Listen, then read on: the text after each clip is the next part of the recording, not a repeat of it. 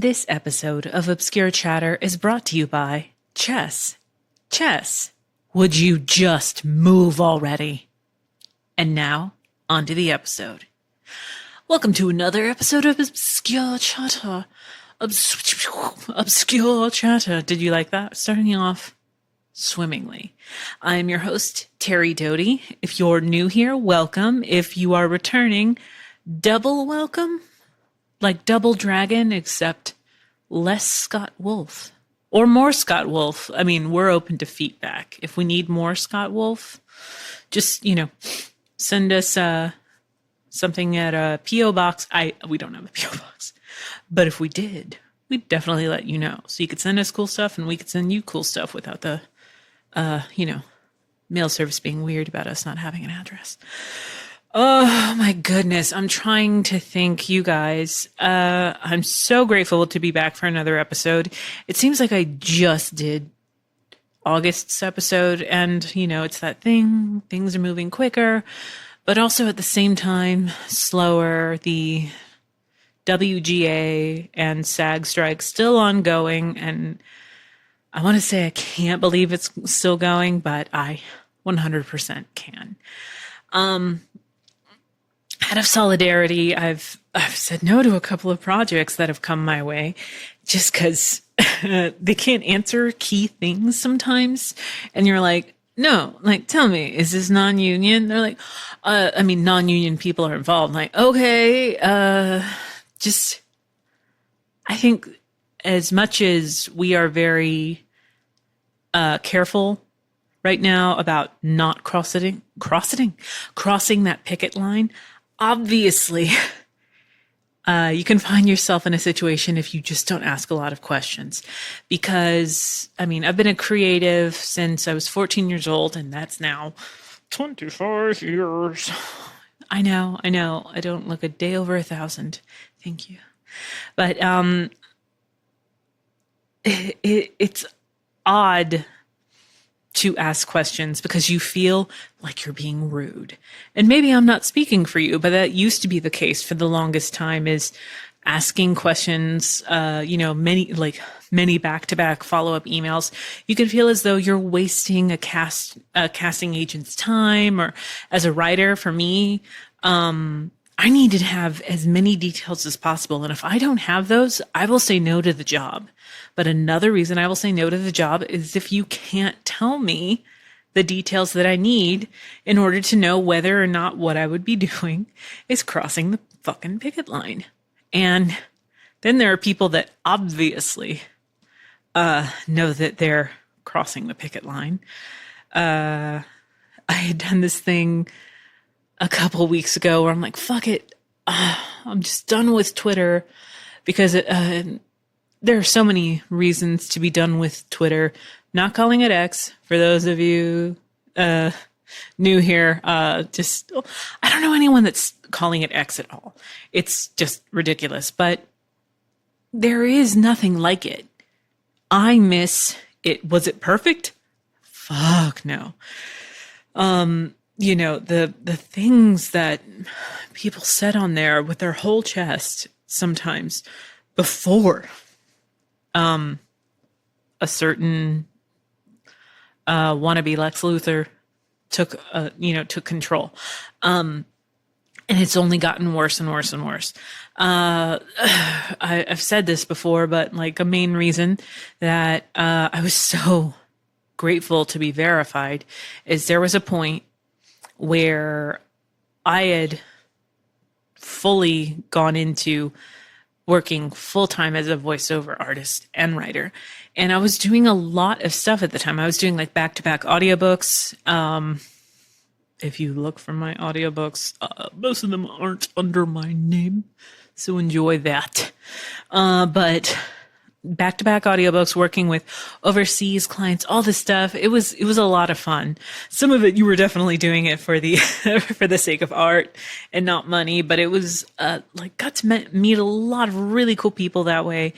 But then there was a point where one of my main clients for this audio platform that was kind of connecting us to DJs and stuff to help them with samples and doing little intros for them. It was really funny.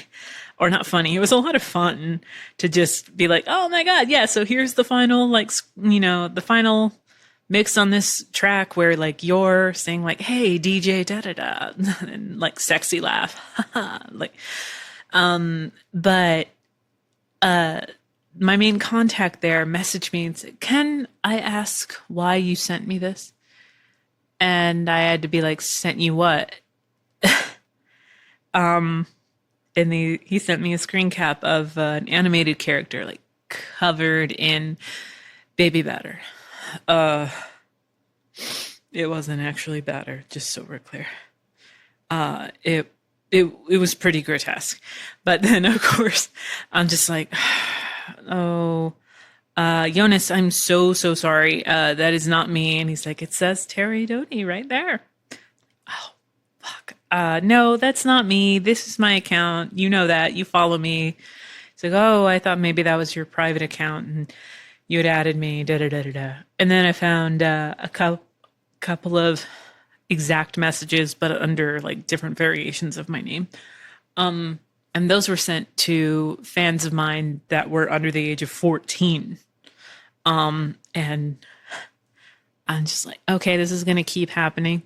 This is going to keep happening. And it got to the point where I very much figured out that this was intentionally malicious and they were going to keep doing it. I'm like, all right. So I stopped getting work with Jonas shortly after that. And we had been working pretty consistently before that. So that directly cost me some money. And then who knows who Jonas told that to? So, yeah. It fucked with my money, but also you bring kids into this and I will cut a bitch. You leave kids alone. Like my fans that are probably fans of like freaking Fairy Tale or something like that. They didn't do anything to you. Leave them the fuck alone. The second I was verified, all that shit was able to stop because I was verified. It's really easy to point to help desk and reporting. Or it used to. It doesn't anymore with Twitter. It was very easy to report, hey, so this isn't me, and here is why I know it isn't me. It's because I'm verified. And for them to be like, yeah, you're right. And they're permanently blocked or account suspended, which, with everything, it's amazing just how bad it's gotten online. The creators of the internet saying like, this is not what we were expecting to happen. And it's just happened that way. But with the new terms of services that I had gotten an update on a couple weeks back, and anyone else who's on Twitter, I just didn't like the wording on a few things, especially about ownership of the content. So I was like, I'm going to keep this account, but just so you guys know, I won't be posting here. And that lasted about 6 days because I was like, oh, I'll post more on Threads, which is still impossible. Most of my feed is still people I do not follow, which is driving me crazy. And now, because Threads is linked to your Instagram, if I delete Threads, I delete my Instagram, which I'd already done once in a bonehead move a couple years ago. And I'm just now still finding people, both that I worked with and that I grew up with, that I've forgotten their stuff. But, and then Blue Sky, can't really do video. It's just not as connected. Spoutable's been fine, but not a lot of people are on Spoutable that I know. But I was able to carry over my verification. All of this is so boring, so we're going to stop talking about it. But all of that's to say, the second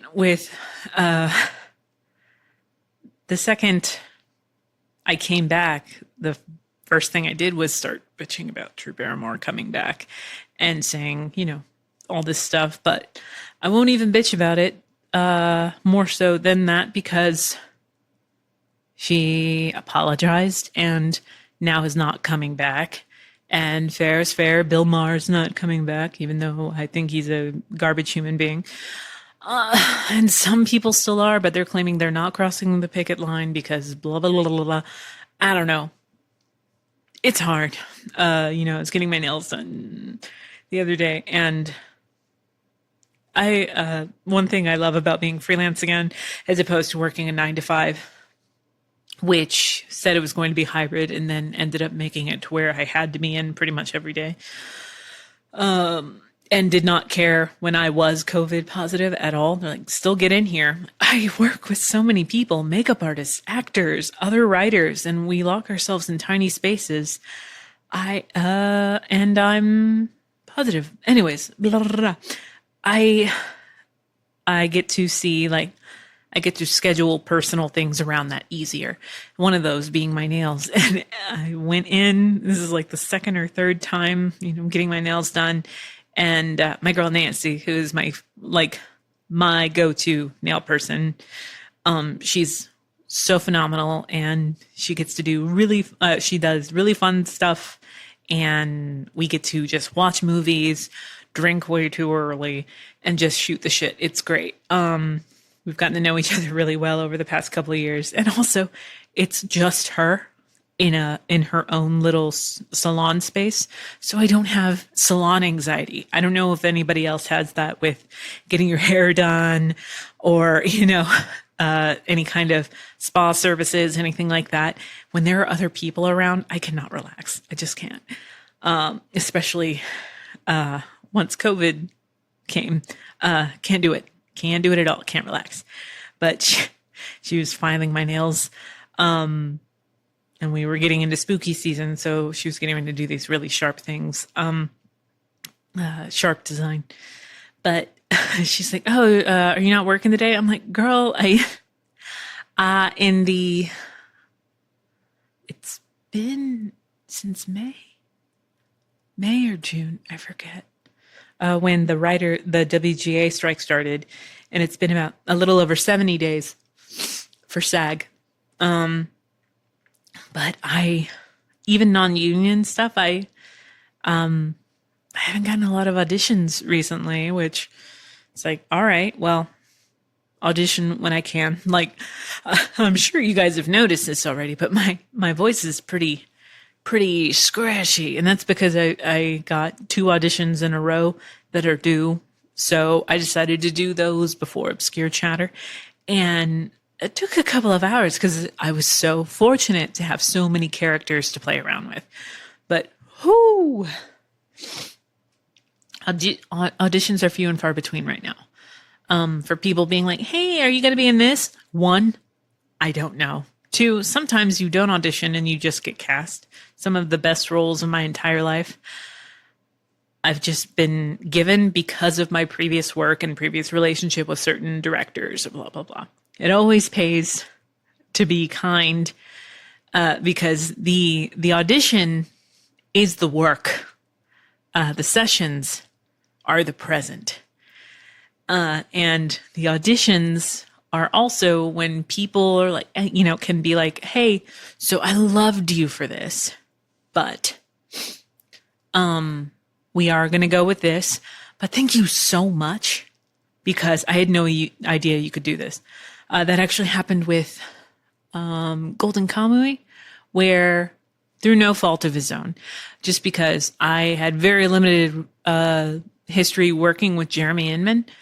I hope he doesn't mind me telling this, and I think maybe I've told this before, but there was a point where he was holding auditions for Golden Kamuy, and he saw me come in, and he's like, "I am so sorry." This is as he's calling me back for the audition. "I am so sorry. There's only one female character that I have right now, and she's pretty young.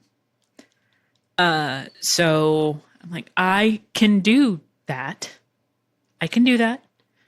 He's like, "Oh, okay." I'm like, you try not to be insulted, because he didn't mean it insultingly. He just did not know. So we go back, we do it. we do the first pass of this audition, and then he's very quiet, which is very, very unlike the Jeremy. Jeremy and I are usually like competing on who's going to have the funniest little one-liner back and forth. But he said he gave me a couple of notes on a couple of the lines, and I made those adjustments. And he was just like, "Thanks, thank you so much." And the part was for the lead, and I found it was going the actor that was cast was Monica Rial, which, you know, you're like, yeah, of course Monica's going to kill it. It's Monica fucking Rial. But Jeremy actually told me that it was between me and Monica. And that alone, I mean, sometimes with auditions, more often than not, you know, like whenever you apply for like a real like 9 to 5, like pencil pusher job, if you like now, anytime you apply, even if you're not selected, you get a like, "Hey, didn't work out this time, blah, blah, blah, blah, blah." With auditions, you don't get that. You either just come in or you don't. So Jeremy was actually like, I was very surprised. And then a few weeks later, I was cast in a very cool character in that show that I love dearly. So always audition, always do that. But yeah, so manifesting out there that these auditions, even if nothing comes from them, that just in the ether, I'm eager to work on stuff that does not cross a picket line. But if that is not possible, I am cool. Working in my downtime, writing in my downtime, working on myself. So I'm feeling really chill, really happy, and I hope that you are too. And I hope this message finds you well. Well, your brain's a computer. You ever find yourself saying something just in a specific way because you're so used to saying it, or answering a phone? There was a point where at Guitar Center, I was typically the person encouraged to answer the phone when I worked at the door. I used to be they say a door person, but more often than not, at least at the time, hopefully they've evolved since then. But I would always be the one answering the phone as a door girl. So thank you for calling Guitar Center in Arlington. This is Terry. How can I help you? And my mom was like, "I called your cell phone." Like, oh shit. You just don't know. But anyways, there was one thing that we talked about last time where I'd mentioned kind of this anxiety about an upcoming dental referral. For those just tuning in, I hadn't been to the dentist in quite a while because dentistry is expensive. But now Steven and I have dental insurance, so we actually get to go. And, you know, the dentist immediately noted, like, I have an asymmetry. I've always had an asymmetry in my jaw. It's never really bothered me. Yeah, my teeth don't fully align correctly, but blah, blah, blah. But he had noted that there was this kind of like mass in the front that he just wanted to know what it was. And because it was below my gum line, he just wanted a second opinion on that and to see what perhaps an orthodontist or oral surgeon thought when looking at more detailed images than what the dentist himself and his practice could foresee. None of it was covered by insurance, so I just paid a straight up $150, and that $150 got me 2 x-rays and a consultation with a surgeon, his resident counterpart, and an accounts like operations person. And immediately I hated going in there because Steven was nice enough to, you know, make sure that he was available. He told people at work, like, "Hey, I'm going to be out this time." And it's really nice for him to have a job that understands, you know, personal life. Like, hey, my wife comes before my job. My family comes before my job. unfortunate how often we're surprised when people treat us like human beings. It's kind of sad. But no one was wearing a mask aside from me and Steven, including, like front desk staff, and one of the other patients waiting in the lobby was a doctor. I was just baffled by that. And then me, obviously I had to take off mine so they could do scans and everything. And very quickly, they're like, hey, so what made you come to the dentist in the first place? I'm like, well, I never really get to go, and it's just not in my routine, just because I didn't go to the dentist until I was like 23 because my mother just didn't think it was important. And honestly, I see it because like she had kind of insecurities about her own teeth, and to her, she saw my teeth and saw that they were straight. So she's like, you're probably fine. When you're a single working parent, I think you just kind of sometimes take stuff at face value and don't really think about it. But unfortunately, there are things that are hidden under the surface that can really fuck you up. And I was really worried that this was one of those things. So I explained this to the dentist that it's really not in my routine, but my dentist saw something and he spoke very highly of you. So this oral surgeon. So I'm here with you to see what's going on. And he immediately noted the asymmetry, and talked about how he was afraid that my jaw was still growing, which led later that day to me dissecting every photo I'd taken over the past 10 years of myself. Every selfie, and being like, no. I even, I got like Law and Order, criminal intent level, like insanely detailed with it. I even, at one point, I'm like, oh my God. And I saw like a caricature, like drawing of me. I'm like, oh, it was there. Oh my God. It's like my features are exaggerated, but look at that chin. It's just something that, I've worked with. I've been a voice actor for 15 years. If it bothered me, it would have been something that I would have brought up well before now, but it wasn't until, it got a little quiet. Steven's like, how about why we're actually here? What about this mass? Like at the front, near these, a couple of these, lower canines, that, dentist name, that her dentist, recommended having you look at, like the main reason we're here. Like, how about that? And he's like, oh, I'm not really worried about that. Anyways, and started going into detail. He turned over one of the x-rays that he'd printed out and started drawing a diagram that started with a simple yes or no. And he's like, all right, so if this is a no, this is all after I would like you to do this radiation treatment. It's like this gamma radiation thing where I have to go to a specific imaging center to get just bombarded with radiation. It's where they're going to inject me. And then that was going to have to start doing its thing for 3 hours. And then I was expected to go back. To which my ass, I'm like, I don't want to be injected with this thing and then just be driving around for 3 hours. Isn't there some kind of all right, this is settling in waiting room? I don't know. Maybe that's just paranoia, but that just seemed really we don't give a fuck about you until you come back and give us more money. And we're going to inject you with that, and then you're going to come back, and we're going to basically it's going to be some insane radiation.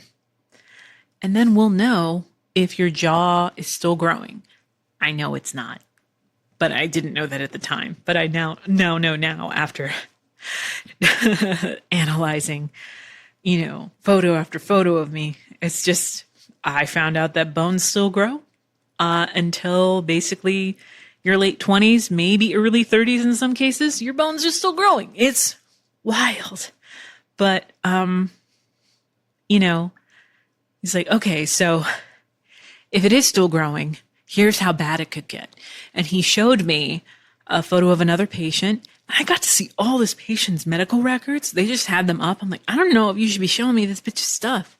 But it was like a very extreme case of asymmetry. Very much unlike mine. Like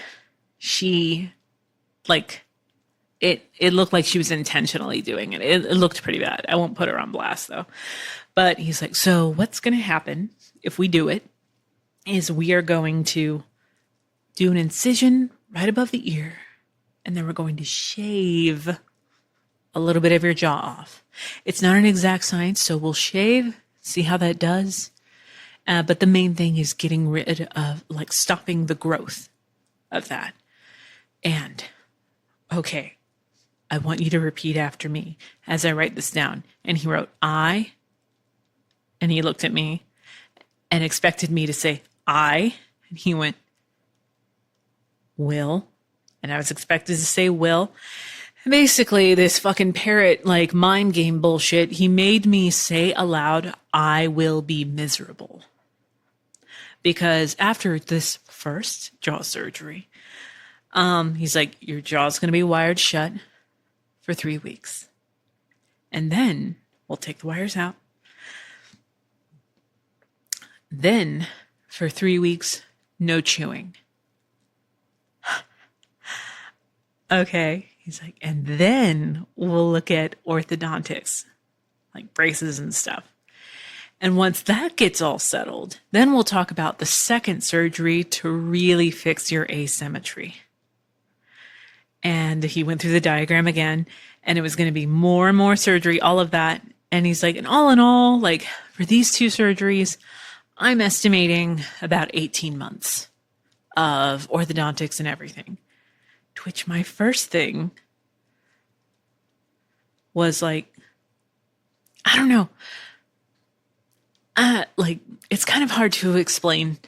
I'm a performer, and you're talking about making my instrument completely unusable and then leaving me with the possibility of not being able to jump back into work immediately because my instrument will have changed drastically. And I kind of, one of my first things I said was, well, it's just kind of crazy because what you're saying, if there aren't any adjustments, is you're saying for at least the next 2 years, I wouldn't be able to work. And he's like, yeah. No follow-up. I'm like, this, like, I'm like I do a bunch of other stuff, but like my big thing is being a voice actor. And he's like, no follow-up. No, like, I don't know. I was just expecting a little more humanity to it. I looked at the, his resident and the ops chick or whatever, and kind of looked at Steven, and Steven was wearing his mask, but I could just see like his eyes kind of like, all right. And I said yes to the imaging, even though I wasn't sure. I really needed to get out of there. But here's the thing is, I said yes to the imaging and stuff like that. The doctor left and the resident left, but the ops chick stayed. And then she started talking about money and how my health insurance is provider, as well as the plan I was on, was one of the worst ones that she has to deal with. Because this wouldn't fall under dentistry. This would fall under health insurance because it's being in the hospital for days. And that's without any kind of fuck up or anything like that. And having your surgeon be like, well, shaving, your bone and everything, it's not an exact science, but like, it was kind of fear mongering a little bit. The more and more I thought about it, because showing that one girl's like extreme example of asymmetry. He's like, and you know, like if you don't get it fixed and blah, blah, blah, it could become cancer. Like, yeah, okay, that sounds horrible. You know, I don't want cancer. I don't know who wants fucking cancer, but that's an extreme example. And we don't know if I have that. So I don't know. But talking to the ops person, she was like, insurance typically won't pay for any of this unless you've been in a car accident. Which, oddly enough, I know that another voice actor that did have to have a lot of dentistry after a major car accident. And I'm like, okay, so in that example, that would have been covered.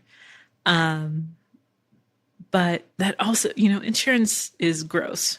The way that they've denied a lot of the claims this past year is just really gross. And I like what I've been through is nothing compared to people that have some intensely major stuff that, you know, is literally like live or die type of shit.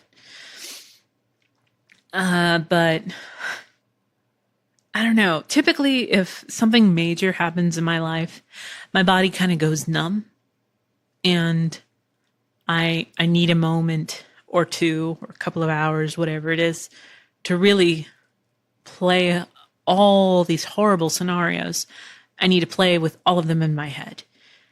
But as Stephen and I were walking to the car, I just couldn't think of anything to say because it felt very artificial and just like something that wasn't going to actually be happening.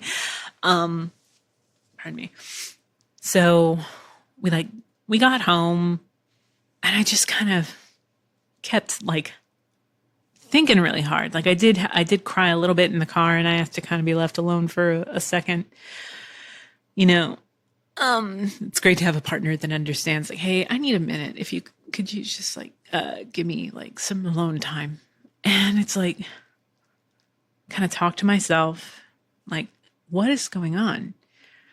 Just because I get really freaked out about doctors, and it took a lot to set this consultation up. I even canceled once because I was so like about it.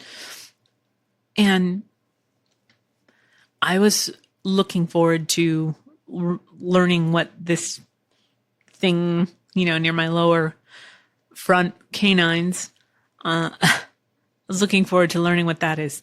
I wasn't expecting for the consultation to completely disregard why I was referred there, and talk about this tens upon tens upon tens of thousands of dollars that I would be out of pocket for.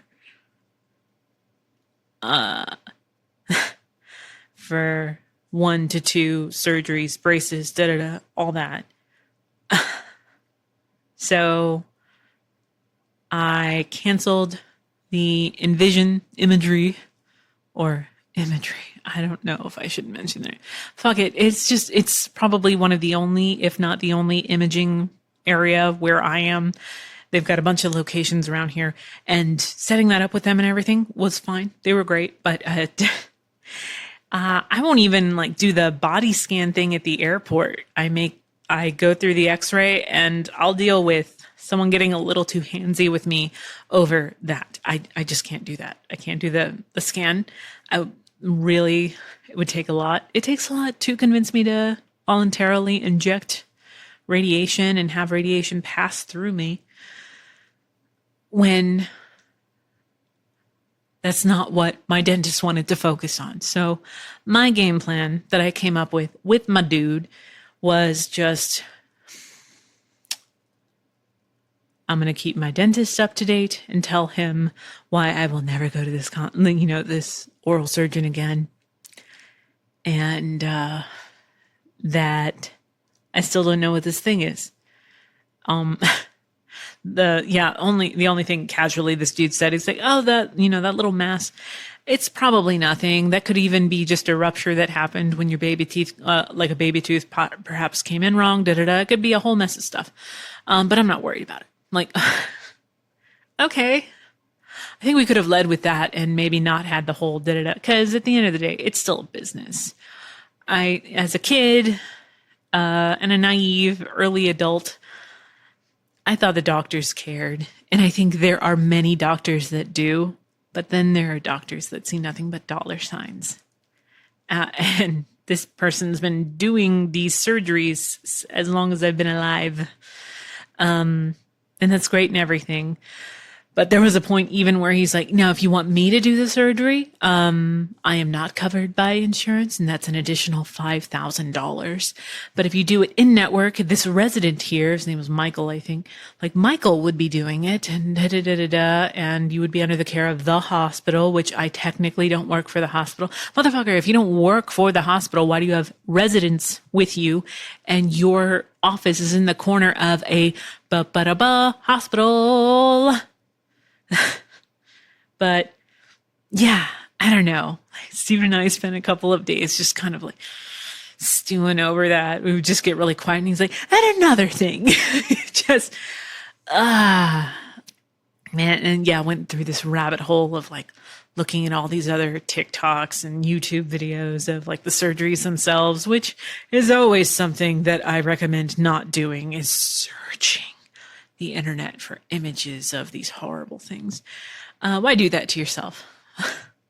Images stay in my brain forever, so why? But yeah, that was the big thing. I say it was a tough choice to not go through all of that, but again, it kind of goes back to even me saying, I see where my mom was coming from in not making the dentist a priority. Is I've definitely met people that have had some life-saving shit occur from something being caught in, like in their gums. There was a guy I used to date. He never had his wisdom teeth removed, and he was just having this intense jaw pain. And what they did is they did some scans, and they found that the root had gotten into his jaw, and it was growing upward toward his brain. So it's like, holy crap. And he had just never gone to the dentist, and he did have bad teeth, but I didn't care about that shit. And now he, like they had to do all this crazy shit. I'm like, yeah, I get that. But what I don't get is like, hey, the way that I didn't see it this way, but Steven did. And then I saw it where he kind of put it in this really both sweet way. He's like, what I felt like they were doing was saying, you're not perfect. And it just really pissed me off because like nobody is 100% satisfied with how they look. I'm sorry. Nobody is. He's like, but they were talking about you as if you were like this monster that needed to be cured. And it was hard for me to stay quiet. Like I didn't think of it that way, but yeah, it's like, you have an asymmetrical thing. And he brought up, the dentist brought up this, well, yeah. And you're really lucky because there's you're really lucky that your eyes, I'm punching shit. You're really lucky that your eyes are in line with each other, because sometimes with asymmetry, like one eye really droops. And da-da-da-da-da. And I'm like, oh, God. And Steven's like, that was another fear-mongering thing. Like, what the fuck? Yeah, that was my big, amazing thing that happened this year. Jealous. I don't know what to do with that. Or I do, is basically I just didn't decide to spend thousands of dollars that I don't have because my ass is barely working. I think the last thing I recorded that wasn't an audition that I went to a studio for, I think was at least 2 months ago. At least. And luckily we're really good savers and penny pinchers and all that. But like, we have savings and everything and stuff for like rainy day and also emergency, holy fuck things. But this just in no way felt like an emergency. and now really looking at it from Steven's perspective, it's like they were talking to you like you're the Elephant Man or something. I'm like, I didn't see it that way, but I can see where you're coming from now. If it really bothered me and I had the means, maybe I'd consider it, but it doesn't bother me.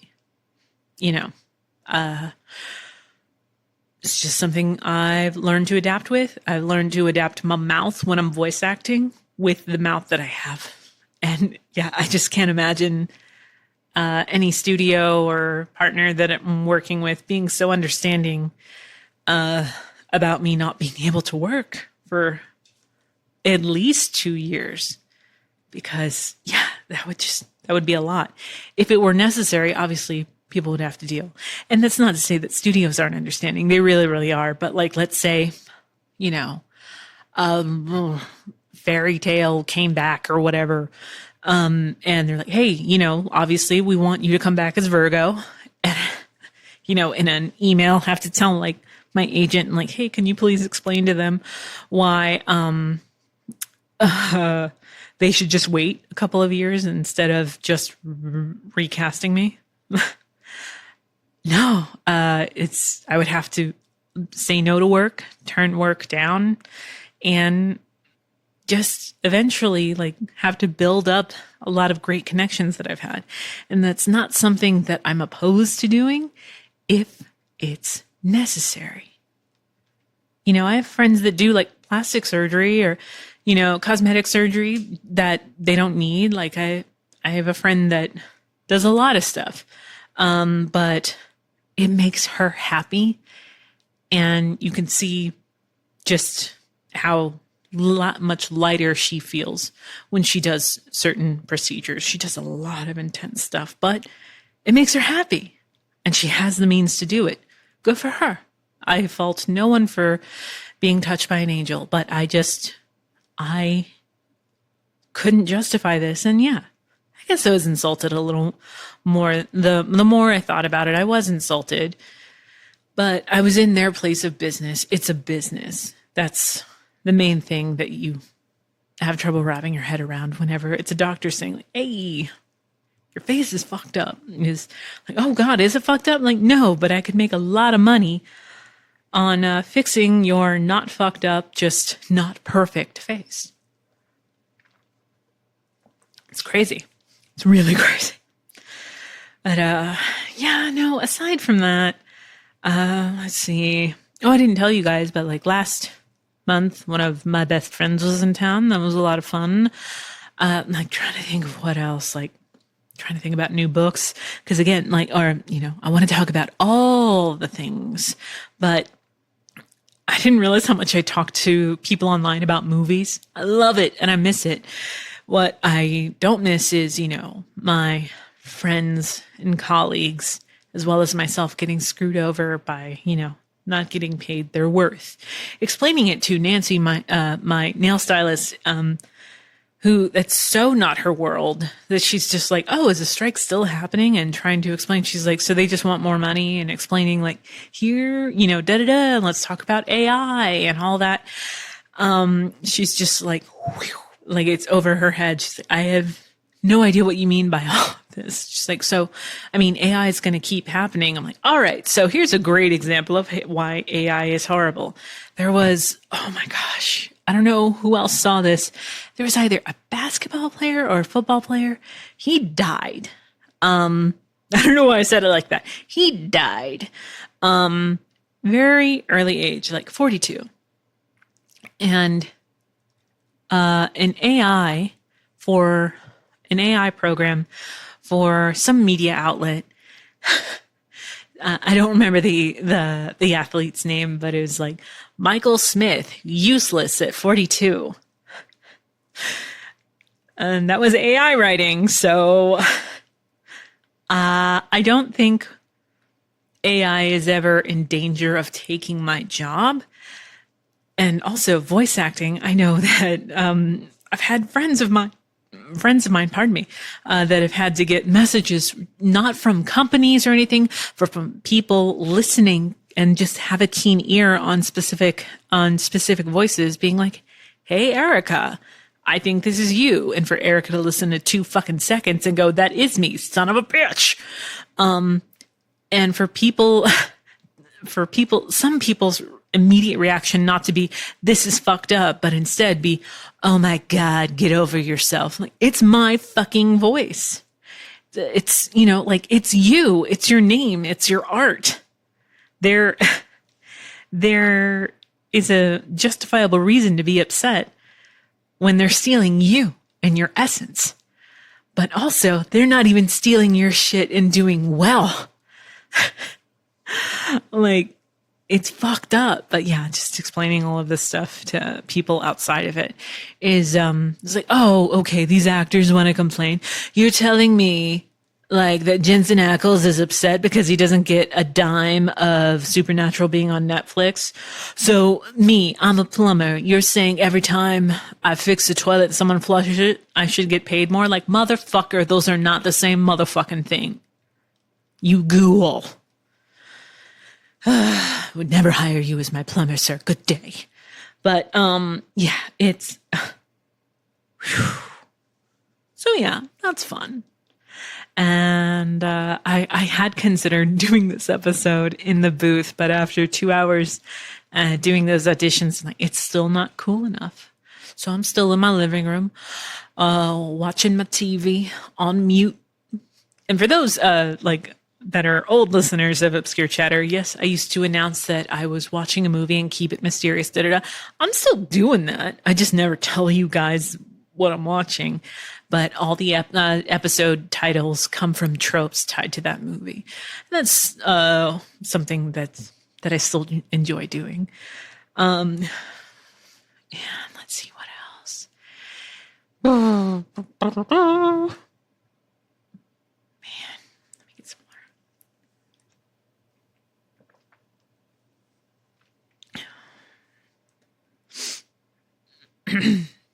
I was reading, or not reading. I was on TikTok, and one thing, I'm a big reader. I love reading me just a whole slew of stuff, but I tend to veer to romance, fantasy, sci-fi, and occasionally horror. Like, I'm looking forward to October. I'm going to do some classic horror reads and maybe try to find some new stuff out there. But if you're on TikTok, there's Book Talk, and that's a great way to get other recommendations. Like, sometimes I toy with doing a book club. My old best friend and I, for a second there, we were considering doing that, but it never vibed. And it's probably a good thing. We just did way too much stuff together. Maybe that was a problem. But Book Talk, one of the things the past couple of weeks was this male author that's like, hey, I'm going to read a female author a day until my book makes the New York Times bestseller list. I'm like, that seems weird. And yes, I have noticed that how you identify is typically how you tend to read as far as authors. Sometimes I love reading basically anybody with a story that's worth a damn. Be it male, female, non-binary, everybody. It doesn't matter. The story matters. And if they're a good storyteller, it shouldn't matter. But yes, people very much quickly picked up on, okay, so he's using Book Talk. You can use Book Talk for good, but, you immediately gave away that, you're using the platform and a very popular subset to raise yourself up in a very kind of skeevy way. But I've just been keeping up with this drama. I love keeping up with drama that I am in no way tied to. And it's just been bananas the way he doubled down. And it's come at the expense. Hey, I've self-published, but it's come at the expense of his book. His book has been bombarded with negative reviews. And it's not just from people that are like, hey, I think what you did is kind of trashy. And I think the way that you're taking this is kind of trashy. They've read the book too. I read I read a sample of it, and it's not good. Even self-published. I'm saying even self-published. Me as a self-published person and my other indie author friends, like, we still read each other's stuff and give each other notes back. I feel like if he did get notes back from anybody, that he either disregarded them or he had people that think very much like himself to edit this stuff. It was pretty bad. And that's just a bit of like a did you hear? But yeah, a lot of little things like that. Because I'm not working, I'm just like involving myself in all these little like things that don't actually mean anything. But yeah, no more negative shit like that. Because I was like, oh, I'm going to talk about this too. But like, no, you know. One thing that was interesting is, I don't know, like it was clearly something geared toward marketing, but my friend Natalie Hoover, who's been on the show before, and we've worked together on multiple projects, both as fellow actors, and she's directed me. I don't know if I've ever directed her, but she sent me this video of Keanu Reeves talking about this whiskey, this specific like Japanese whiskey, and I looked into it, and there's actually like a 4-part YouTube series. Pardon me. About Keanu going to Japan and going to visit this very well-known brand called House of Suntory. And it was like in celebration of one of their anniversaries. I'm not sure about the year. But it wasn't that long ago that he did this. And it's a 4-part little thing that I think altogether is maybe 30 minutes, maybe. So check it out. Maybe I'll do a link in the episode, which if you go to obscurechatter.com to see like the episode details, you should be able to hit any hyperlink anytime anything within the episode. If it's green, there's a link tied to it. But I think you should be able to hit them too if you're looking at it through another source. Don't quote me on that though. But that was a lot of fun because one, I think he needs, Keanu himself needs to be narrating stuff. I love his voice. It's very soothing, but we all should know by now that I have a Keanu obsession. And also just to see him geek about some really cool stuff and the way that this company specifically, which is not a sponsor of the show, so it seems like I'm hyping it up in a really weird way. If it does, that's just maybe because Keanu's attached to it. But it made me want to try their stuff. Like, I'm a gin person, and they have like a gin, they have vodka, but their main thing is like these different types of whiskeys. It's really fascinating. So check it out. Like, if you just search like Keanu Reeves, House of Suntory, something should pull up. Hopefully something should be pulling up. But yeah, aside from that, it's, man, I think the jaw thing was the big one. It was weird. I'm not going to lie. It was pretty weird.